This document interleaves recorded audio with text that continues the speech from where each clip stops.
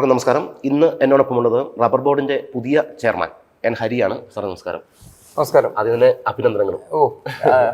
Okay. ഇവിടെ നമ്മുടെ ഈ സ്ഥാപനത്തിന് എല്ലാവിധ ഐശ്വര്യങ്ങളും അല്ലെങ്കിൽ സന്തോഷങ്ങളും എൻ്റെയും പങ്കുവയ്ക്കും. Okay, thank you sir. എങ്ങനെ പോകുന്നു? പുതുതായിട്ട് ചാർജ് എടുത്തതേ ഉള്ളൂ. ആദ്യമായിട്ടുള്ള ഒരു മേഖലയിലോട്ടുള്ള ഒരു കടന്നുവരവ് കൂടിയാണ്. എങ്ങനെയാണ്? അല്ല, എൻ്റെ ആദ്യമായിട്ടുള്ള മേഖലയിലേക്ക് ഒരു കടന്നുവരവ് അന്ന് എനിക്ക് തോന്നിയിട്ടില്ല. കാരണം ഞാൻ 3 വർഷം കഴിഞ്ഞ ഭരണസമിതിയിലെ അല്ലെങ്കിൽ കഴിഞ്ഞ ബോർഡിലെ 3 വർഷം എക്സിക്യൂട്ടീവ് മെമ്പർ എന്നുള്ള പദവി വഹിച്ചിട്ടുള്ളതുകൊണ്ട് ഏകദേശം അതിൻ്റെ കാര്യങ്ങളെ സംബന്ധിച്ചും ഏകദേശം ഒരു ഗ്രാഹ്യമുണ്ട്.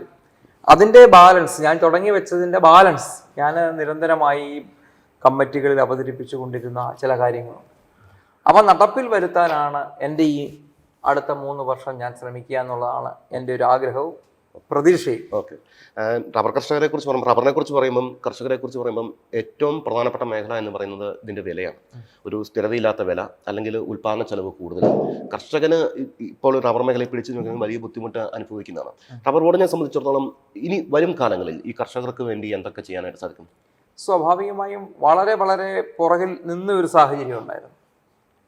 ഒന്ന്, ഉൽപ്പാദനം ഇതിൻ്റെ വർദ്ധിപ്പിക്കുക എന്നുള്ളതാണ് ഏറ്റവും പ്രധാനപ്പെട്ടത്. നമ്മൾ ഈ കാണുന്ന ഈ രാഷ്ട്രീയക്കാരോ അല്ലെങ്കിൽ മറ്റ് പൊതുസമൂഹമോ പറയുന്നതിനപ്പുറം ഇപ്പം നമുക്ക് ഏകദേശം 9 മെട്രിക് ലക്ഷം ടൺ റബ്ബറാണ് നമ്മൾ ഉൽപ്പാദിപ്പിച്ചുകൊണ്ടിരിക്കുന്നത്. നമുക്ക് വേണ്ടത് ഏതാണ്ട് 14-15 മെട്രിക് ലക്ഷം ടൺ റബ്ബറാണ് ഭാരതത്തിൽ വേണ്ടത്. ബാക്കിയുള്ളതാണ് ഇപ്പോൾ ഇറക്കുമതി ചെയ്തുകൊണ്ടിരിക്കുന്നത്. ഫസ്റ്റ് പ്രയോറിറ്റി നമ്മൾ കൊടുക്കേണ്ടത് ഉൽപ്പാദനം വർദ്ധിപ്പിക്കണം എന്നുള്ളതാണ്. പിന്നെ അങ്ങനെ ഉൽപാദനം ഇവിടെ തന്നെ വർദ്ധിപ്പിക്കുന്ന സമയത്താണ് കർഷകർക്ക് കൂടുതലും ആനുകൂല്യങ്ങൾ കൊടുക്കാനും ബാക്കിയുള്ള കാര്യങ്ങളും നമുക്ക് ചെയ്യാനായിട്ട് സാധിക്കുന്നത്. ഇത് 3 മേഖലയായിട്ട് നമ്മൾ കാണണം. ഈ റബ്ബറിൻ്റെ വിലയാണേലും 3 മേഖലയായിട്ടാണ്. ഒന്ന് വ്യവസായം എന്നുള്ള നിലയിൽ വ്യവസായികൾ അങ്ങനെയുണ്ട്. 2 കർഷകർ, ചെറുകിട കർഷകർ, എല്ലാത്തരം കർഷകരും അതിനകത്ത് വരും. 3 തൊഴിലാളികൾ. ഈ 3 ഭാഗത്തിലുള്ള ആളുകളും തൃപ്തരായാൽ മാത്രമാണ് നമുക്ക് ഇത് വരും. പിന്നെ നിങ്ങൾ പറഞ്ഞ കറക്റ്റാണ്, സ്റ്റേബിളായിട്ട് വില നിൽക്കാത്ത ഏറ്റവും വലിയ പ്രശ്നമാണ് ഈ കർഷകനെ സംബന്ധിച്ച് അൺടാപ്ഡ് ആയിട്ടുള്ള ഏരിയകളൊക്കെ ഇപ്പോൾ കൂടുതൽ കേരളത്തിൽ വന്നുകൊണ്ടിരിക്കുക. 72% നാച്ചുറൽ റബ്ബർ ഉൽപ്പാദിപ്പിക്കുന്ന കേരളത്തിലാണ്.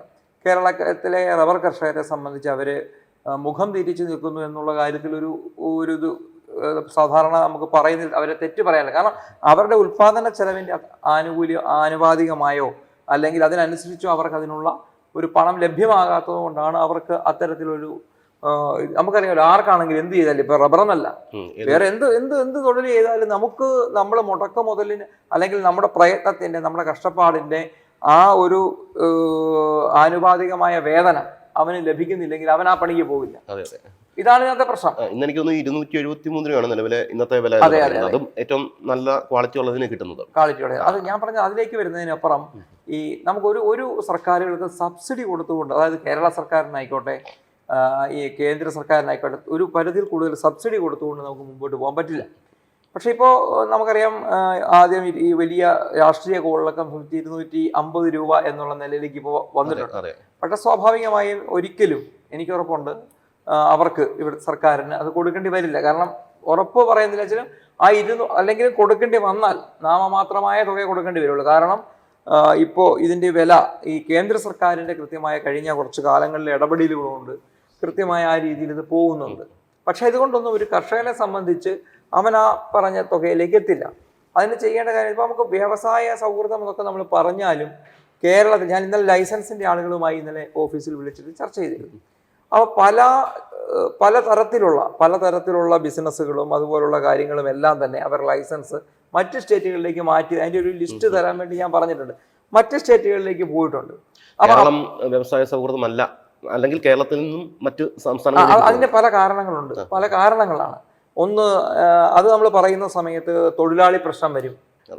അതുപോലെ തന്നെ നിയമപരമായ അത് ഞാൻ തുറന്നു പറയുകയാണ്. ഞാൻ ഇന്നലെ നമ്മുടെ മന്ത്രി അദ്ദേഹം എന്നെ വിളിച്ചിരുന്നു, മോൻ ജോസഫ് വിളിച്ചിരുന്നു.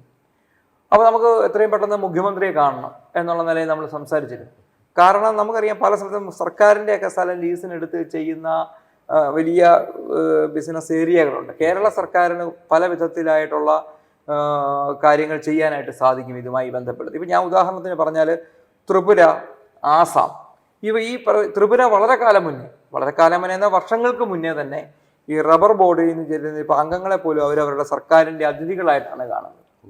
അപ്പോൾ അവരുടെ വിവിധങ്ങളായിട്ടുള്ള നമുക്ക് കൃഷി ഇതിപ്പോൾ വാണിജ്യ വിളയാണ്. കേന്ദ്ര സർക്കാരിനെ സംബന്ധിച്ച് വാണിജ്യ വിളയാണ്. അപ്പോൾ കൃഷിയുമായി ബന്ധപ്പെടുത്തി ഇപ്പോൾ VG റാം പദ്ധതി വരുന്നുണ്ട്. അപ്പോൾ ഇന്നലെ നമ്മുടെ റബ്ബർ ബോർഡിൽ നിന്ന് അതിൻ്റെ ഉദ്യോഗസ്ഥർ സ്റ്റേറ്റിൽ പോയിട്ടുണ്ടായിരുന്നു. അവരെ ഡൽഹിയിൽ അതിൻ്റെ മീറ്റിങ്ങിന് പോയിട്ടുണ്ട്. അത്തരം പദ്ധതികൾ റബ്ബറുമായി നമുക്ക് കണക്ട് ചെയ്യാം.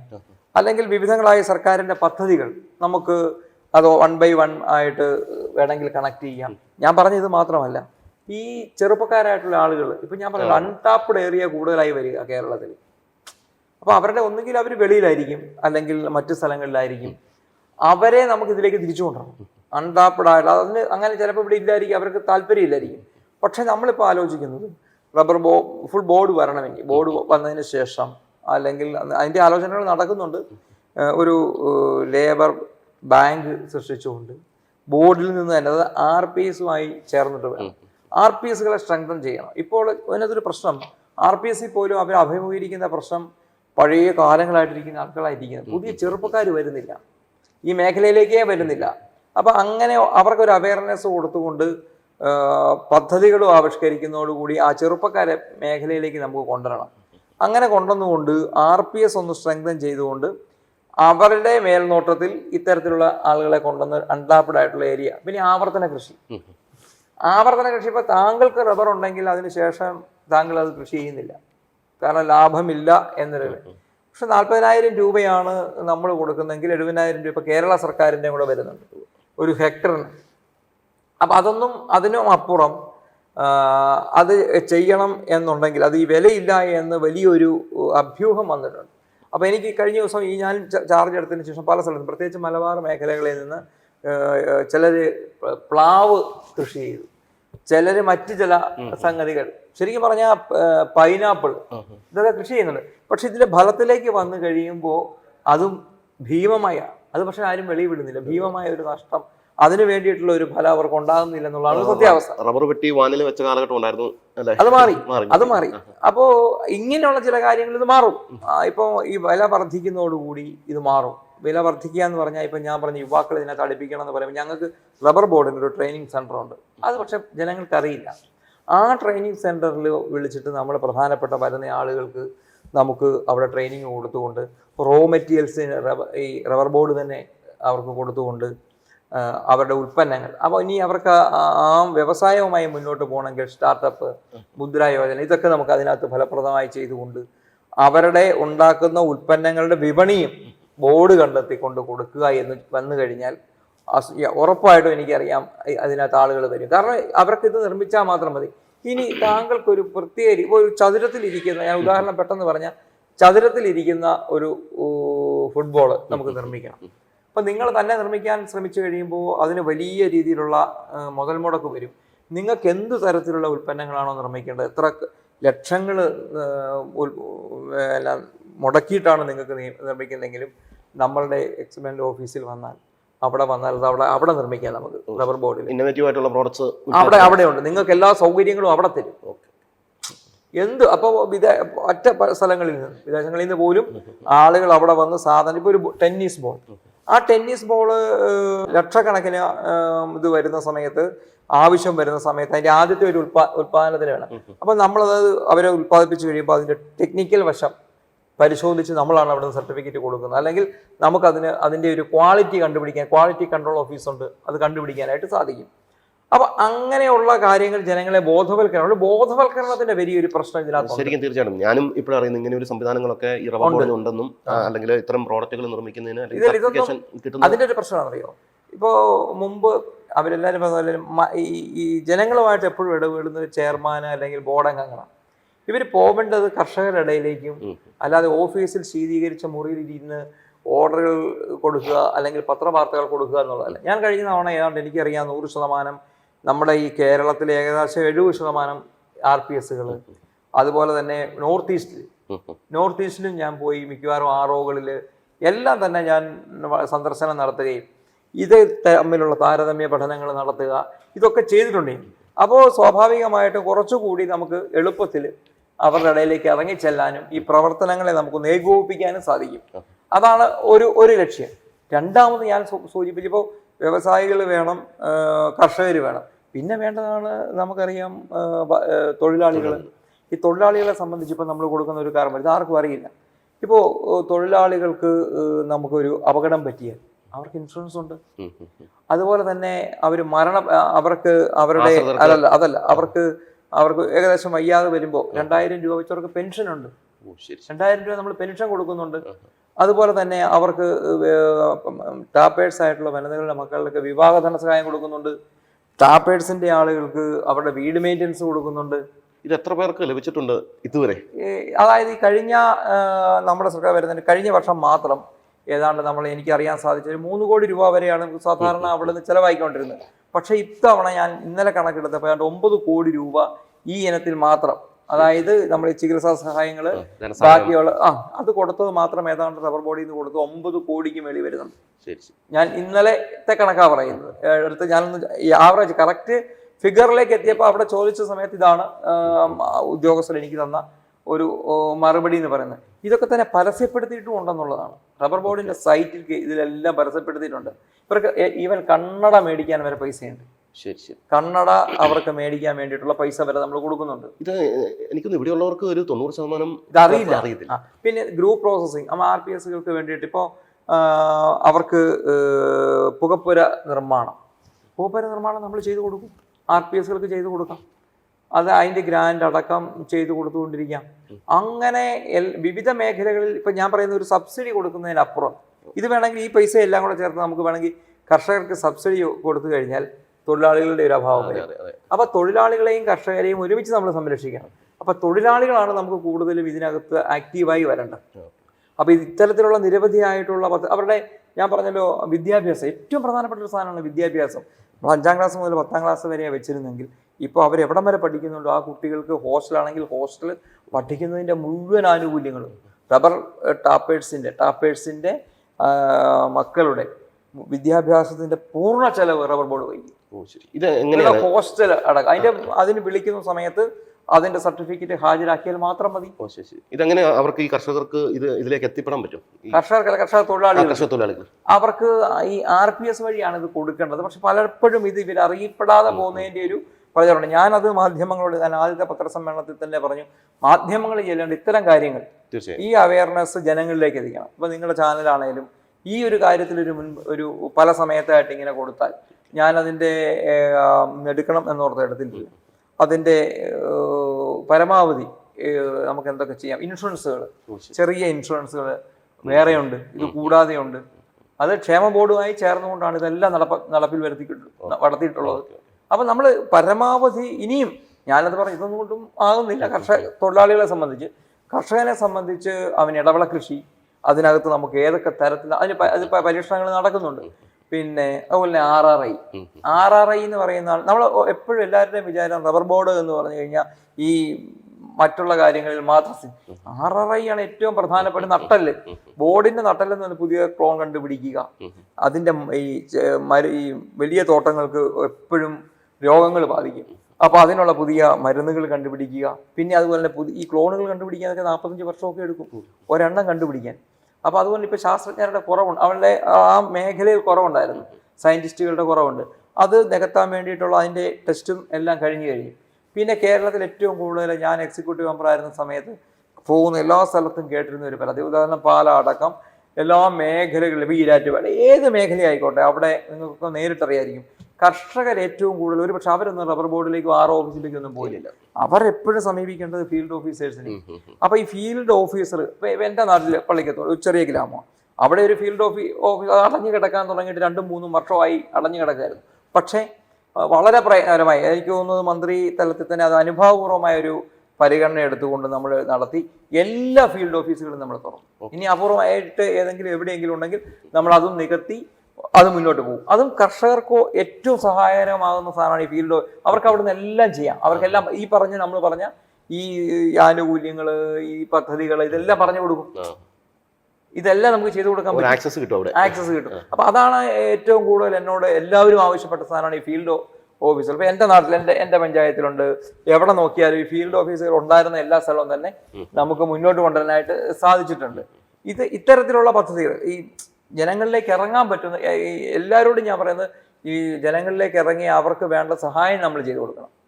സഹായങ്ങൾ നമ്മൾ ചെയ്തു കൊടുക്കണം. ചെയ്യാതെ അവർക്ക് ഈ ആളുകൾ പറയുന്നതും പത്രവാർത്തകൾ വരുന്നതും മാത്രമാണ് അവരുടെ മുന്നിലുള്ള ഒരു സംഗതി. അപ്പൊ അത് മാറണം. ഞാൻ പറഞ്ഞ പോലെ ഈ പറയുന്ന ഈ തരത്തിൽ എല്ലാ ഇവിടെ തന്നെ അവർക്ക് അവരുടെ കാര്യങ്ങളെല്ലാം നടക്കുന്ന രീതിയിലേക്ക് വന്നാൽ അവരതിലേക്ക് തിരിച്ചു വരും. കർഷകനും ലാഭം ഉണ്ടാകണം, കർഷക തൊഴിലാളിക്ക് ലാഭം ഉണ്ടാകണം. ബിസിനസ്സുകാരെന്ന് വെച്ചാൽ എൻ്റെ ഒരു സാധനമുണ്ട്, അതൊരു മോഹൻലാൽ പറയുന്ന പോലെ നിങ്ങളുടെ കയ്യിലൊരു ചക്കയാണുള്ളത്, പക്ഷെ നിങ്ങൾക്ക് ഈ ഹാർമോണിയം വേണം എന്ന് പറഞ്ഞാൽ കിട്ടുമെന്ന് ചോദിച്ചു. അതല്ല ഞാൻ സംഭവം. എൻ്റെ ഇരിക്കുന്ന ഈ സാധനത്തിന്റെ എനിക്കിത് വിൽക്കണം, ഞാനിത് എനിക്ക് പ്രൊഡക്റ്റ് ആക്റ്റീവ് ആക്കണ്ടേ. അപ്പൊ അങ്ങനെ അവരും കൂടി ഇവിടെ തന്നെ ആയാൽ, ഇതിപ്പോ മറ്റു രാജ്യങ്ങളിലേക്കും ബാക്കി സ്ഥലങ്ങളിലേക്കും പോവല്ലേ പല സംഗതി, അല്ലെങ്കിൽ മറ്റു സംസ്ഥാനങ്ങളിലേക്ക് പോവല്ലേ. അപ്പൊ ഇതൂടെ മാറിയിട്ട് വേണം നമുക്ക് ഇവിടെ തന്നെ നമുക്കതിന്റെ പരമാവധി ഇത് കണ്ടുപിടിക്കാം. ഏറ്റവും കൂടുതൽ ഞാൻ പറഞ്ഞ 5 മെട്രിക് ലക്ഷം ടണ്ണിന്റെ ഉൽപാദനം കൂടി ഇവിടെ ആയാൽ നമുക്ക് ഒരെണ്ണം പോലും ഇറക്കാം. ആത്മനിർഭർ ഭാരത് പ്രധാനമന്ത്രിയുടെ ഏറ്റവും വലിയ സ്വപ്ന പദ്ധതിയാണ് ആത്മനിർഭർ ഭാരത്. എൻ്റെയും ഒരു മനസ്സിലുള്ള ആഗ്രഹം, ഞാൻ ഇറങ്ങുന്ന സമയത്തേക്ക് നമുക്ക് വേണ്ട റബ്ബർ, ഈ 5 ലക്ഷം മെട്രിക് ടൺ റബ്ബർ കൂടെ ഇറക്കുമതി ചെയ്യാതെ മുഴുവൻ നമ്മുടെ ഭാരതത്തിൽ തന്നെ നമുക്ക് വേണ്ട ഇത് പരമാവധിയിലേക്ക് എത്തിക്കുക. ഇപ്പൊ തന്നെ ഏതാണ്ട് 39-40 ലക്ഷം മെട്രിക് ടൺ അത്രയും ലക്ഷം, അല്ലെങ്കിൽ സംഗതി ഇപ്പൊ ഉദാഹരണത്തിന് ഇതിനകത്ത് പറയുന്ന കണക്കിന് 39.78% വളർച്ച വന്നിട്ടുണ്ട്. അതായത് 2014-15 39.48% വളർച്ച വന്നു എന്ന് പറയുമ്പോൾ വളരെ ക്രിയാത്മകമായി കേന്ദ്ര സർക്കാരിന്റെ ഒരു ഇടപെടലുണ്ട് എന്ന് വളരെ വ്യക്തമായിട്ട് പേപ്പറുകളാണ് ഇത് സൂചിപ്പിക്കുന്നത്. ഇപ്പൊ അനുഭവിക്കുന്ന മറ്റൊരു പ്രശ്നം, നമ്മൾ പറഞ്ഞ പോലെ ഇത്രയും ഷോർട്ടേജ് നമുക്ക് ഇവിടെ ഉണ്ട്. അതുകൊണ്ട് തന്നെ നമ്മൾ വിദേശത്തുനിന്ന് മലേഷ്യയിൽ നിന്നും ഒക്കെ വില കുറഞ്ഞ റബ്ബറുകൾ ഇങ്ങോട്ട് ഇറക്കുന്നുണ്ട്. വില കുറഞ്ഞെന്നുള്ളതല്ല, ഇറക്കുമതി. അതായത് ആസിയൻ കരാറുമായി ബന്ധപ്പെട്ട് നമുക്ക് ഏത് സർക്കാർ, ഇനിയിപ്പോൾ ഞാൻ പറയട്ടെ, ഇപ്പോൾ പ്രതിപക്ഷ നേതാവ് പിണറായി വിജയൻ പ്രധാനമന്ത്രി ആവട്ടെ, അല്ലെങ്കിൽ VD സതീശൻ മുഖ്യമന്ത്രി, അതല്ലേ വേണ്ട, രാഹുൽ ഗാന്ധി തന്നെ പ്രധാനമന്ത്രി ആവട്ടെ, ഇവർക്ക് ഈ ആസിയൻ കരാറിൽ നിന്ന് ഇറങ്ങാൻ പറ്റില്ല. അത് പ്രധാനമന്ത്രിക്കും അന്ന് ഏറ്റവും കൂടുതൽ ആരോപണം നേരിട്ടുകൊണ്ടിരുന്നത് ഇറക്കുമതി ചുങ്കം, ഈ വ്യവസായികളെ പ്രോത്സാഹിപ്പിക്കുന്ന ഒരു സമീപനമാണ് BJP-യുടേത്. ഓരോ ബഡ്ജറ്റിലും അത് പ്രതിഫലിക്കൂ എന്നൊക്കെ പറഞ്ഞ് വലിയ ആരോപണം വന്ന സമയത്ത് ഏറ്റവും നമുക്ക് കൂടുതൽ വെക്കാൻ പറ്റുന്നത് ഈ 25% അവരുടെ ഇറക്കുമതി ചുങ്കം, അല്ലെങ്കിൽ വെള്ളം ചെയ്യുന്നതിൻ്റെ ഇത്ര ശതമാനം എന്നുള്ള ഇതാണ് വെക്കാൻ പറ്റുന്നത്. പിന്നെ 2 പോർട്ടലിൽ കൂടെ ആക്കി നമ്മൾ ഇതിന്റെ ഇറക്കുമതി. അപ്പൊ ഇത് രണ്ടും ചെയ്യാൻ വേണ്ടി നമ്മുടെ സർക്കാർ തയ്യാറായി. അപ്പൊ ബാക്കി ഞാൻ പറഞ്ഞത് ഇവിടെ ഉൽപാദനം വർദ്ധിപ്പിച്ചുകൊണ്ട്, അതുപോലെ തന്നെ ഈ ഇറക്കുമതിയുടെ കാര്യത്തിൽ കൃത്യമായ ഏതൊക്കെ തരത്തിലാണ് ഇറക്കുന്നത്, എന്താണ് ഇറക്കുന്നത്, സിന്തറ്റിക് ഏതാണ് എന്നുള്ളതിൻ്റെ ഒരു പരിശോധനയും ബാക്കി കാര്യങ്ങൾ ശക്തമാക്കാൻ വേണ്ടി ഇതിപ്പോൾ സർക്കാരോട് ചേർന്നുകൊണ്ട് കാര്യങ്ങൾ ചെയ്യണം എന്നുള്ളതാണ്. പിന്നെ ഏറ്റവും പ്രധാനം എന്ന് പറഞ്ഞാൽ 1947 റബ്ബർ ആക്റ്റാണ് ഇപ്പം നിൽക്കുന്നത്. ഈ ആക്ടിനുള്ളിൽ നിന്നുകൊണ്ടാണ് ഇപ്പോൾ ഇതെല്ലാം നടന്നുകൊണ്ടിരിക്കുന്നത്. അപ്പോൾ കർഷകരെ, ഈ കേരളത്തിലെ അല്ല ഭാരതത്തിലെ മുഴുവൻ കർഷകരെ നേരിട്ട് കണ്ട്, ഭാരതത്തിലെ മുഴുവൻ കർഷകരെ കണ്ട്, RPSകളെ കണ്ട്, ഇവിടുത്തെ MP-മാരെ MLA-മാരെ എല്ലാം കണ്ട്, ഇതെല്ലാം ചെയ്താണ് നമ്മൾ റബ്ബർ ബില്ല് പാർലമെന്റിൽ കൊണ്ടുവന്നിരിക്കുന്നത്. ഞാൻ ഉദാഹരണം പറയുന്നതാണ്, ഞാൻ ആരെയും കുറ്റപ്പെടുത്തി പറഞ്ഞത്. പക്ഷെ റബ്ബർ ബില്ല് വരുമ്പോഴത്തേക്ക് നമുക്കത് വിപണിയിലൂടെ ഇടപെടാൻ സാധിക്കും. അങ്ങനെ പഴയ സെസ്സുകൾ, വെറുതെ കിടക്കുന്ന ചില സെസ്സുകളൊക്കെ ഒഴിവാക്കാൻ സാധിക്കും. കർഷകനെ സംബന്ധിച്ച് ഇപ്പം ഞാൻ ഈ റബ്ബർ ആക്റ്റിൽ നിൽക്കുന്ന ഒരു സംഗതി പോലും നമ്മൾ മാറ്റപ്പെടുത്തുന്നില്ല. പക്ഷേ ഇവിടെ അത് ആകുന്ന സമയത്തേക്ക് കർഷകർക്ക് ദ്രോഹമാണ് എന്നുള്ള കാര്യത്തിൽ വലിയ പ്രചരണം നടക്കുക. അപ്പം റബ്ബർ ബില്ല് വരുന്നതോടുകൂടി എനിക്ക് 100% പറയാൻ പറ്റും, വിപണിയിലും കൂടെ നമുക്ക് ഇടപെടാൻ, ഇപ്പം വിപണിയിൽ ഇടപെടാൻ ഒരു നിയമം അനുശാസിക്കുന്നില്ല. വിപണിയിലും കൂടെ ഇടപെടാൻ വേണ്ടിയിട്ടുള്ള ഒരു തീരുമാനം കൂടെ ഉണ്ടാവണം. അതിനു വേണ്ടിയിട്ട് റബ്ബർ ബില്ല് അത് പാർലമെന്റ് സെഷനിൽ നിൽക്കുകയാണ്, അത് പാസ്സാവണം. പാർലമെന്റിൽ പാസ്സായാൽ റബ്ബർ ബില്ലൂടെ വന്നു കഴിഞ്ഞാൽ കുറച്ചുകൂടി എളുപ്പത്തിൽ നമുക്ക് ഈ കാര്യങ്ങൾ ചെയ്യാൻ സാധിക്കും. അപ്പോഴാണ് ഞാൻ പറഞ്ഞത് ഇത്തരത്തിലേക്കുള്ള ചില സമരങ്ങളൊക്കെ ആയി വരുന്നുണ്ട് റബ്ബർ. പക്ഷെ ഇവരെല്ലാം ധരിപ്പിച്ചിട്ടാണ്. അന്ന് നമ്മുടെ എല്ലാത്തിൻ്റെ മിൻസ് ഉണ്ട്. ഈ വരുന്ന റബ്ബർ കർഷക സംഘടനകളെല്ലാം നമ്മൾ മുഖവിലക്കെടുത്ത് അവരുമായി ചർച്ച നടത്തി അവരുടെ അഭിപ്രായങ്ങൾ ക്രോഡീകരിച്ചിട്ടാണ് ഈ ബില്ലിലേക്ക് പോയിരിക്കുന്നത്. ഈ RPSകളെയൊക്കെ കൂട്ടിച്ചേർത്തുകൊണ്ട് ഒരു പ്രൊഡക്ഷൻ യൂണിറ്റ് ഉണ്ടാക്കാനും അല്ലെങ്കിൽ റബ്ബറിന്റെ മറ്റ് പ്രോഡക്റ്റുകൾ ഉൽപ്പാദിപ്പിക്കുന്ന അങ്ങനെ ഒരു സംവിധാനത്തിലേക്ക് അതിപ്പോൾ നമുക്ക് നിലവിലുണ്ട്. പക്ഷെ ഞാൻ സൂചിപ്പിച്ചല്ലോ, RPSകൾ മുഴുവൻ ശരിക്കും പറഞ്ഞു കഴിഞ്ഞാൽ നമ്മൾ ഇപ്പം മലബാർ സൈഡ് ആ സൈഡിലേക്ക് പോയി കഴിഞ്ഞാൽ 93 വയസ്സുള്ള ആളാണ് ഇന്നും പ്രസിഡന്റ്. പുതിയൊരാൾ വരാനില്ല. അപ്പം അത് പറഞ്ഞ ഒരു എഫക്റ്റീവായി ചില RPSകൾ വലിയ രീതിയിലുള്ള ഇപ്പോൾ നിലമ്പൂരിലുള്ള ചില RPSകൾ വലിയ രീതിയിലുള്ള പ്രൊഡക്ഷൻസ് ഒക്കെ നടത്തി അവർ വലിയ വിജയത്തിലാണ്. അപ്പം ഞാൻ പറഞ്ഞത് RPSകൾക്കാണെങ്കിൽ നേരിട്ട് ഒത്തിരി ആനുകൂല്യങ്ങൾ നമുക്ക് വളരെ പെട്ടെന്ന് കൊടുക്കാനും അവർക്ക് അവരുടേതായ ബിസിനസ്സുകൾ ചെയ്യാനും ഒക്കെ ഉണ്ട്. അപ്പോൾ RPSകൾ സ്ട്രെങ്തൻ ചെയ്യണം. അതിന് കുറച്ച് പുതിയ ആളുകൾ വരണം. RPS ആണ് റബ്ബർ ബോർഡിന്റെ നട്ടല്. അതിനെ വളരെ ശക്തമായ നിലയിലേക്ക് കൊണ്ടുവരും. ഞാൻ ആദ്യം തന്നെ പറഞ്ഞത് അതിനെ ശക്തമായ നിലയിലേക്ക് കൊണ്ടുവരണം. അപ്പം എനിക്കിപ്പോൾ നാളെ ചെയ്യാൻ പറ്റുമോ? ചെയർമാൻ പറഞ്ഞു അത് 1 ദിവസം കൊണ്ടോ 2 ദിവസം കൊണ്ടോ ഒന്നും നടക്കില്ല. നമുക്കൊരു സമയപരിധിക്കുള്ളിൽ നിന്നുകൊണ്ട് ഇതെല്ലാം ചെയ്യണം. അതിന് സ്പീഡാക്കി ഇവിടുത്തെ ജീവനക്കാരെയും ഏത് കാര്യത്തിനും അവർ 100% ഇപ്പോൾ അല്ല, കുറേ കാലങ്ങളായി. അത് ഈ ബോർഡിൻ്റെ ഈ ഫീൽഡ് ഓഫീസ് വരുന്നിടം വരെ അവർക്കൊരു പ്രശ്നമുണ്ടായിരുന്നു. ജീവനക്കാരുടെ അഭാവമൊക്കെ പ്രശ്നമുണ്ടായിരുന്നു. ബാക്കി ജീവനക്കാരുടെ അഭാവമുള്ളതൊക്കെ തന്നെ വളരെ പെട്ടെന്ന് തന്നെ നെഗറ്റീവ്. പിന്നെ എന്ത് കാര്യം നമ്മൾ പറഞ്ഞാലും ക്യാൻസർക്കാർ ഈ റബ്ബറിൻ്റെ കാര്യത്തിൽ അത് അവർ അനുഭാവപൂർവ്വമായി തന്നെ പരിഗണിക്കുന്നതിൻ്റെയാണ് നമ്മൾ കൊടുത്തിട്ടുള്ള ഈ ബഡ്ജറ്റുകൾ ഇതിനു വേണ്ടി കൊടുത്തിരിക്കുന്നത്. ഏറ്റവും കൂടുതൽ, അതായത് ഇന്നേ വരെ കണ്ടിട്ടില്ലാത്ത ബഡ്ജറ്റ് ലൊക്കേഷനാണ് റബ്ബർ ബോർഡിന് കേന്ദ്ര സർക്കാർ. അത് പരിശോധിച്ചാൽ നിങ്ങൾക്ക് അതിനെ സെറ്റിലോ ആർക്ക് വേണേലും പരിശോധിക്കും. ഏറ്റവും കൂടുതൽ ബഡ്ജറ്റ് തന്നിട്ടുള്ളത്, കൊടുക്കുന്ന ബഡ്ജറ്റ് കൂടുതലല്ലാതെ കുറവ് തന്നിട്ടില്ല. അപ്പോൾ ഏറ്റവും കൂടുതൽ അതിന് റബ്ബറിന് വേണ്ട പരിഗണന കൊടുത്തുകൊണ്ടാണ് മുന്നോട്ട് പോകുന്നത്. ബാക്കിയുള്ള കാര്യങ്ങൾ അവിടെ പോയി നിരന്തരമായി അവരെ കണ്ട് സമർപ്പിക്കാനും ഒക്കെ ഞാൻ അടുത്ത ദിവസം തന്നെ പോകുന്നുണ്ട്. അതോടൊപ്പം തന്നെ ഞാൻ പറഞ്ഞിരുന്നു, ഞാനത് ഇവിടുത്തെ മന്ത്രിമാരെ MLA മാരെയൊക്കെ അവരോട് ഞാൻ സൂചിപ്പിച്ചു. ഞാൻ കഴിഞ്ഞ ദിവസം പറഞ്ഞിരുന്നു, നമ്മളെ മുഖ്യമന്ത്രി അടക്കം കണ്ട് എല്ലാവരെയും കണ്ട്, അതായത് രാഷ്ട്രീയ കക്ഷി ഭേദമന്യേ എല്ലാവരെയും കണ്ട് എന്താണ് ചെയ്യാൻ സാധിക്കുക.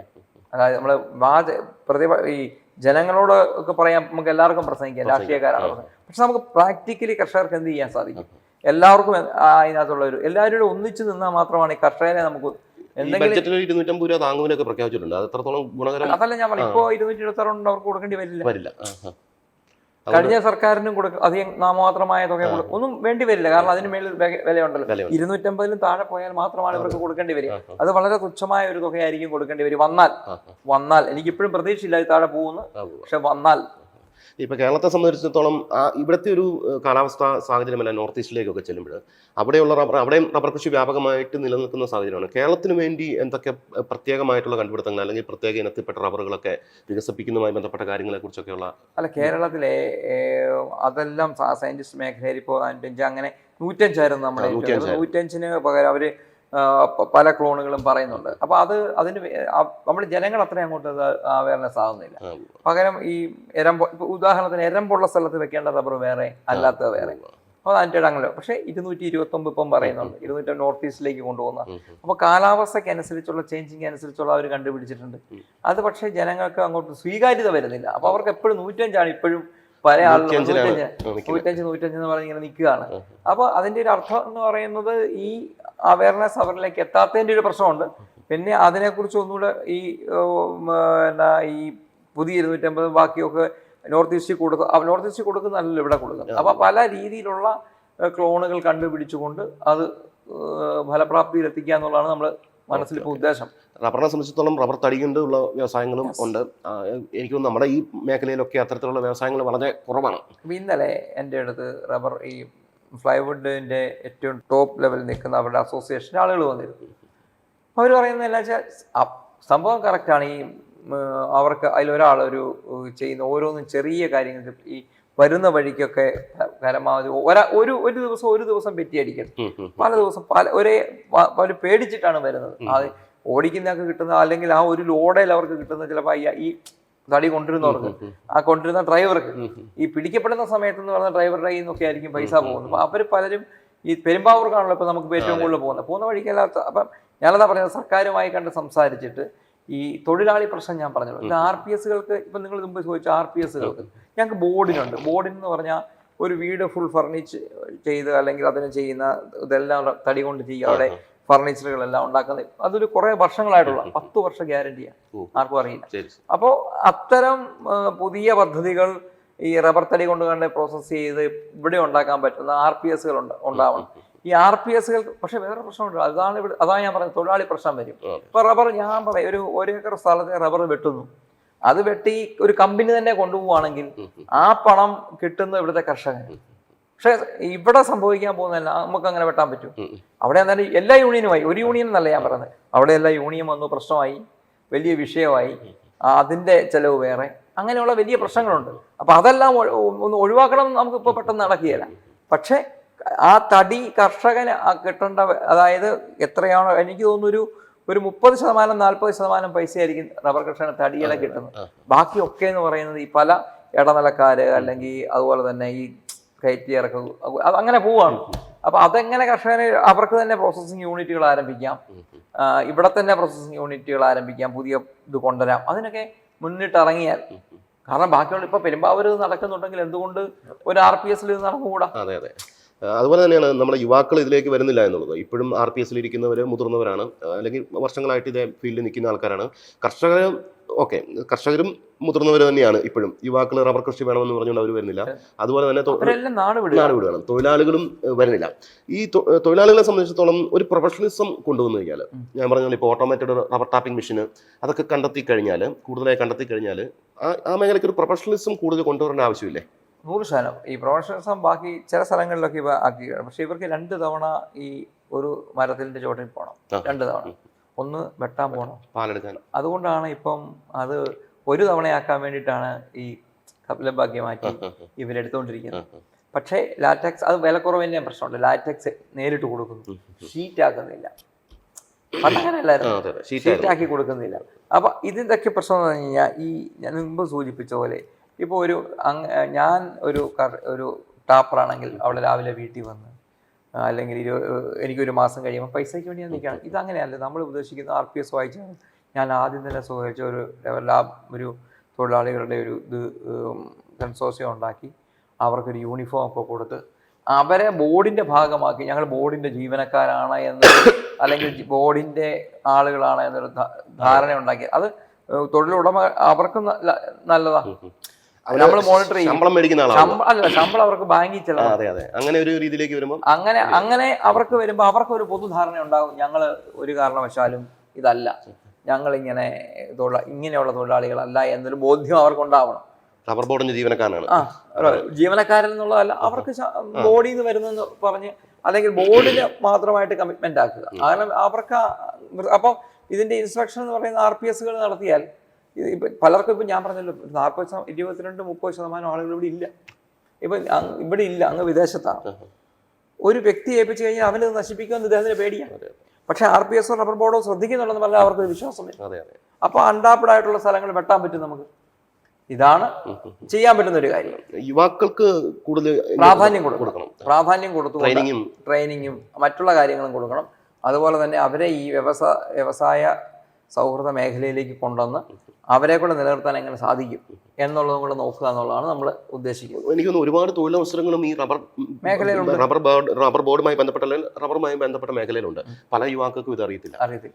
അപ്പം അത് അറിയത്തില്ലാത്തതല്ല പ്രശ്നം. ഞാൻ മുമ്പ് സൂചിപ്പിച്ചത് അവരെ ഈ മേഖലയിലേക്ക് കൊണ്ടുവന്നുകൊണ്ട് അവരെ നല്ല രീതിയിലേക്ക് കൊണ്ടുപോകണം എന്നുള്ളതാണ് നമ്മൾ ഉദ്ദേശിക്കുന്നത്. ഓക്കെ. അപ്പോൾ ഒരു ട്രെയിനിങ് അല്ലെങ്കിൽ ട്രെയിനിങ് ഇൻസ്റ്റിറ്റ്യൂട്ട് പോലെയുള്ള സ്ഥാപനങ്ങളൊക്കെ വരുമ്പോഴത്തേക്കും അല്ല നമുക്ക് ട്രെയിനിങ് ഉണ്ട്. ഞാൻ പറയുന്നത് ഇവിടുത്തെ മാധ്യമങ്ങളോട് ഞാൻ പറയുന്നത്, ഞാൻ ഇന്നലെ എന്നോട് ഒരാളെ പറയുകയാണ്, അന്ന് എൻ്റെ ഇതുമായി ബന്ധപ്പെടുത്തി, അതായത് ഞാൻ ചടങ്ങ് അല്ലെങ്കിൽ എൻ്റെ പ്രവേശനവുമായി ബന്ധപ്പെട്ടുള്ള മാധ്യമങ്ങൾ പറയുകയാണ്, ഇത്രയും ഒരു സംവിധാനം അവരൊക്കെ ഇതിൽ റിസർച്ചിലൊക്കെ വന്നിട്ടുണ്ട്, ഇത്രയും സംവിധാനം ഇതിനകത്തുണ്ടായിരുന്നു, ഈ കോട്ടയം ടൗണിൽ ഉണ്ടായിരുന്നു ഞങ്ങൾക്ക് അറിയില്ല എന്ന് പറഞ്ഞ ആളുകളുണ്ട്. അപ്പോൾ നമ്മൾ RRI ഇവിടുത്തെ RRI മാത്രം ഒന്ന് പോയാൽ മതി, അത് മുഴുവൻ നിങ്ങളൊന്ന് പഠിച്ചു കഴിഞ്ഞാൽ തീർച്ചയായിട്ടും വളരെ നല്ലതായിരിക്കും. കാരണം ഈ ജനങ്ങൾക്ക് അതൊരു ഏറ്റവും കൂടുതൽ ഇന്നത്തെ കാലത്ത് ഏറ്റവും കൂടുതൽ സോഷ്യൽ മീഡിയയുമാണ് ആളുകൾ ശ്രദ്ധിക്കുക. പണ്ട് പ്രിന്റഡ് മീഡിയയ്ക്ക് മോശമാണെന്നല്ല, അത് ഇപ്പോഴും പഴയ രീതിയിലുള്ള ആൾ നോക്കും. പുതിയ ന്യൂ ജനറേഷൻ എന്ന് പറഞ്ഞാൽ അവർ പരമാവധി വാർത്തയും ബാക്കിയുള്ള കാര്യങ്ങളും കുറച്ച് കണ്ടുകൊണ്ട് സോഷ്യൽ മീഡിയ കണ്ടമാനം. ഇപ്പോൾ സോഷ്യൽ മീഡിയയും മീഡിയയും നന്നായിട്ട് ഉപയോഗിക്കാൻ സാധിക്കണം എന്നുള്ളതാണ്. ഞാൻ ഇന്നലെ PR-ന്റെ ആളുകളെ വിളിച്ചിരുന്നു. അവരോടും പറഞ്ഞത് ഇത്തരം നമ്മളെ അവർ ചെയ്തുകൊണ്ടിരുന്ന സർക്കാരും ചില പദ്ധതികളും കാര്യങ്ങളും മാത്രം കൊടുത്തുകൊണ്ടിരിക്കുക, അതല്ല, മറിച്ച് ബാക്കിയുള്ള ഈ കാര്യങ്ങളൊക്കെ കൂടെ നമ്മൾ നിരന്തരമായി കൊടുത്തുകൊണ്ടിരുന്നാൽ നന്നാവും എന്നുള്ളതാണ് ഞാനിവിടെ അവതരിപ്പിച്ചൊരു കാര്യം. കേരളത്തിന് ഇനിയൊരു ഭാവി 5 കൊല്ലം, അടുത്ത 5 കൊല്ലത്ത് എന്തൊക്കെ നൽകാൻ സാധിക്കും? ഈ എല്ലാവരും കൂടെ ചേർന്ന് നിന്ന് കഴിഞ്ഞാൽ യാതൊരു സംശയം വേണ്ട, റബ്ബറിനെ മടക്കി കൊണ്ടുവന്ന് റബ്ബറിനെ ഉണ്ടായ ഈ പറയുന്ന അഭ്യൂഹങ്ങൾ ഉൾപ്പെടെ ആദ്യം അഭ്യൂഹങ്ങൾ മാറ്റി നല്ല നിലയിലേക്ക് റബ്ബർ എന്ന് പറഞ്ഞു കഴിഞ്ഞാൽ ഇന്ന് പ്രത്യേകിച്ച് കോട്ടയം, അതുകൊണ്ടാണല്ലോ കോട്ടയത്ത് തന്നെ ഉള്ള ഒരാളിനെ ആക്കണമെന്ന് തീരുമാനപ്പെട്ടതിനെ വ്യക്തി എന്നുള്ള നിലയിലല്ല. അപ്പോൾ പ്രത്യേകിച്ച് ഈ മേഖലയിലുള്ള ആളുകൾക്കെല്ലാം തന്നെ ഒരു ഗുണകരമായ, എല്ലാവരും അങ്ങനെയാണല്ലോ, ഞാനിരിക്കുന്ന സമയത്ത് നാളെ ആളുകൾ പറയരുത് അല്ലെങ്കിൽ കുറ്റപ്പെടുത്താത്ത ഒരു സമീപനം ഉണ്ടാവണം എന്നാഗ്രഹിച്ചുകൊണ്ട് പോസിറ്റീവായി ചിന്തിച്ചുകൊണ്ട് നല്ല രീതിയിലേക്ക് പോകണം. അതുകൊണ്ടാണ് ഞാൻ പറഞ്ഞത് എല്ലാവരുമായി ചേർന്ന് നിന്നുകൊണ്ട് വേണം പോകാൻ എന്ന് ഞാൻ പറയാൻ കാരണം അതാണ്. അപ്പം മികച്ചൊരു ഭാവി ഉണ്ടാവും, സംശയമില്ല, അങ്ങനെ ഉണ്ടാവണം എന്നുള്ളതാണ് എൻ്റെ ഒരു പ്രാർത്ഥന. തീർച്ചയായിട്ടും. മുമ്പ് നമ്മൾ പറഞ്ഞ പോലെ തന്നെ ഇതിനു മുമ്പിലിരുന്ന ഒരു IAS തലപ്പത്തൊക്കെ ഉണ്ടായിരുന്ന ആൾക്കാരാണ് അല്ലേ? ഷീല തോമസും KJ മാത്യുവും ഒക്കെ ഉൾപ്പെടെയുള്ളവർ IAS-ലും ഉണ്ടായിരുന്ന ആൾക്കാരാണ്. താങ്കളെപ്പോലെയുള്ള ആൾ ഇതിലേക്ക് എത്തുന്നത് എങ്ങനെയാണ്? എല്ലാവരും ഓർത്തുകൊണ്ടിരുന്നതും ഇങ്ങനെ IAS ഉള്ളവരായിരിക്കണം ചെയർമാൻ. അല്ല, ഈ നരേന്ദ്രമോദി സർക്കാർ വന്ന എൻ്റെ തൊട്ട് മുമ്പ് ഇരുന്നയാള് ഞാൻ പറഞ്ഞ എക്സിക്യൂട്ടീവ് മെമ്പറായിരുന്നത് ഡോക്ടർ സാവർ ധനാനിയ. അദ്ദേഹം നോർത്ത് ഈസ്റ്റിലാണ്. പക്ഷെ അദ്ദേഹം റിസർച്ച് ചെയ്തിരുന്നത് ഇദ്ദേഹം റബ്ബറിനെ കുറിച്ചൊക്കെ റിസർച്ച് ചെയ്തിരുന്നൊരു കക്ഷിയാണ്. പക്ഷെ അദ്ദേഹത്തിൻ്റെ ഒരു പ്രശ്നം വെച്ചാൽ ഈ ഇവിടെ മീറ്റിംഗ് അല്ലെ കുറച്ച് സമയം എത്തുക എന്നുള്ള, അല്ല അങ്ങനല്ല, ഈ കൂടുതൽ ഈ കർഷകരിലേക്ക് ഇറങ്ങിച്ചാലും ഭാഷയൊക്കെ ഒരു പ്രശ്നമാണ്. മറ്റ് IAS എന്ന് പറഞ്ഞാൽ അതിന് മുമ്പ് 2 പേര് ഇരുന്നിട്ടുണ്ട്. കോൺഗ്രസിന്റെ ഭരണകാലത്ത് 2 പേര് വേറെ അന്ന് അവർ നിയമിച്ചിട്ടുണ്ട്. പക്ഷെ അതിനുശേഷം എല്ലാം IAS, IPS, IRS ഒക്കെയാണ് വന്നുകൊണ്ടിരുന്നത്. പക്ഷേ ഈ സാവർധനാനിക്ക് ശേഷം മലയാളിയായിട്ടൊരാൾ വരണം എന്നുള്ള നിലയിൽ നമ്മുടെ പാർട്ടിയുടെ ഭാഗത്തു നിന്നും, കാരണം കേന്ദ്ര സർക്കാരിനെ ഏറ്റവും കൂടുതൽ കേരളത്തിലാണ് വിമർശിക്കപ്പെടുന്നത്. അപ്പോൾ അത് ഒഴിവാക്കണം, അതിനെന്തൊക്കെ ചെയ്യാൻ പറ്റും, എന്തൊക്കെ സാധിക്കാൻ പറ്റും, പൂർണ്ണമായും അതിൽ ശ്രദ്ധ കൊടുക്കണം എന്നുള്ള നിലയിലാണ് എന്നെനിക്ക് തോന്നുന്നു. പാർട്ടിയുടെ സ്വാധീനം എന്നുള്ളതിനപ്പുറം ഈ റബ്ബർ ബോർഡ് എക്സിക്യൂട്ടീവ് മെമ്പർ ആയിരുന്ന സമയത്ത് നമ്മളുടെ ഇടപെടലിൽ ഞാൻ നിരന്തരമായും മന്ത്രിയുമായും ഒക്കെ ബന്ധപ്പെട്ടിരുന്നു.